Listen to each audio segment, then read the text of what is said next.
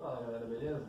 O que acontece? Como o livro de vocês, o livro didático, ainda estará comigo, eu vou na sequência, nesse momento, com um novo livro, né? Melhor, um livro paradidático, que é o livro fininho, que é esse aqui, ó, O Brasil Controverso, Identidades Diferentes e Desiguais. Sendo que o primeiro capítulo eu já trabalhei com vocês, que é justamente, né, falando da questão de desigualdade, de igualdade. Você já trabalhou dentro da própria aula, então propriamente eu não preciso vir novamente nesse tema. Dando sequência ao fato, eu vou começar falando da construção da identidade nacional. No livro, né, Brasil Controverso, Identidade, Diferença e Desigualdade, no capítulo 2, cujo nome é Identidade Brasileira, o País Desconhecido. As páginas do conteúdo vão ser designadas da página 26 até a 57. Beleza? Viu? Então, galera, o que acontece? Quando a gente fala em identidade nacional, a gente precisa compreender o que esse conceito carrega. Simples. Quando eu trabalho com uma ideia de que eu possuo um documento de identidade, me dá uma ideia de que id, se esse prefixo significa eu, idade, né, ou o que vem após, vem no contexto geral. Ou, por exemplo, individual. Eu, individual, né, vem puxando minha opinião, meu pensamento. Enfim, tudo que você entende como id vai se dar ou a você ou a um grupo muito específico, que é carregado de características. Nesse caso, e quando a gente fala de identidade nacional, é um conjunto de características que vai formar uma nação. Só que essas características, elas são naturais?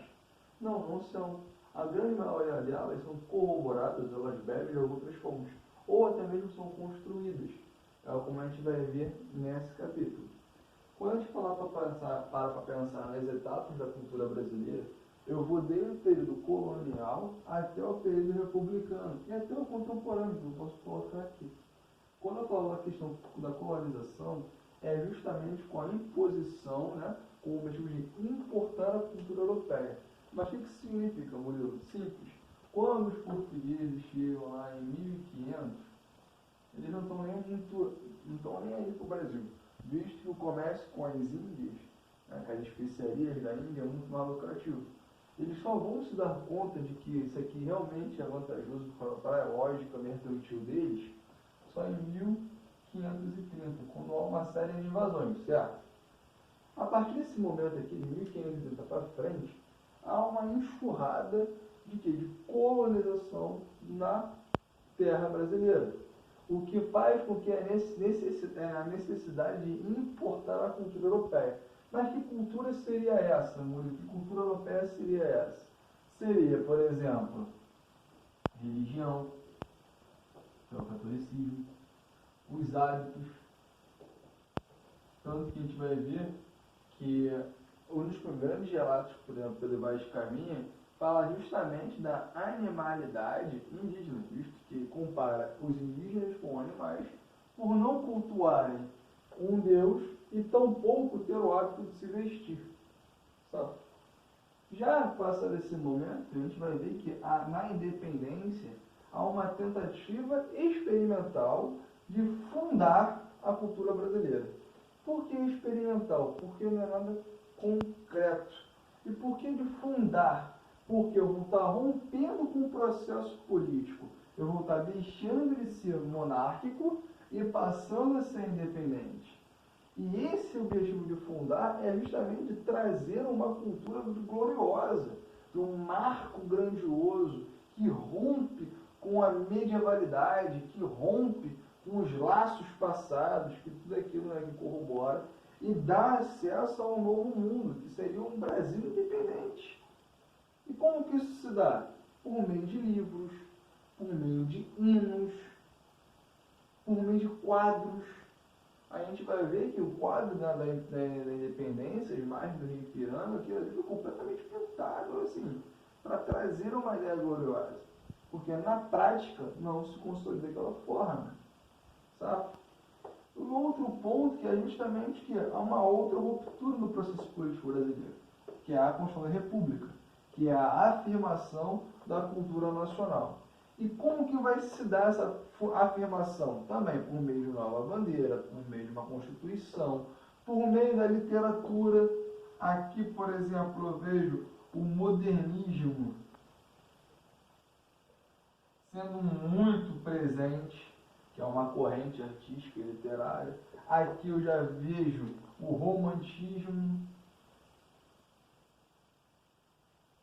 Tudo isso é fruto de um processo de construção de uma identidade nacional.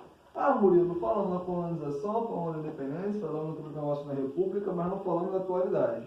Sim, na atualidade já vê que esse processo já é mais pautado para a questão da globalização, aonde os hábitos se conectam, as pessoas se conectam o tempo inteiro.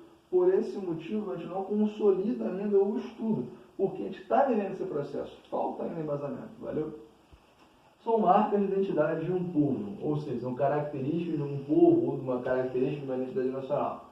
Ritmo musical, por exemplo, se eu falar do Brasil, eu vou pensar no samba. Se eu falar da Argentina, eu vou pensar no tango. Tudo isso são coisas que nos remetem a um país. Se eu falar de culinária, por exemplo, se eu falar de México, eu vou falar daquelas comidas apimentadas, o taco. Se eu falar da Península Arábica, eu vou falar de tabule, de quibe. Se eu falar de Brasil, eu posso falar da feijoada, que é uma comida típica, veja. Até a comida marca um povo. Idioma, claro, né? E esporte.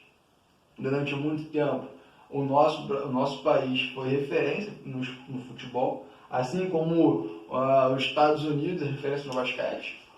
E as regiões, que são atribuídas também ao processo cultural. Beleza?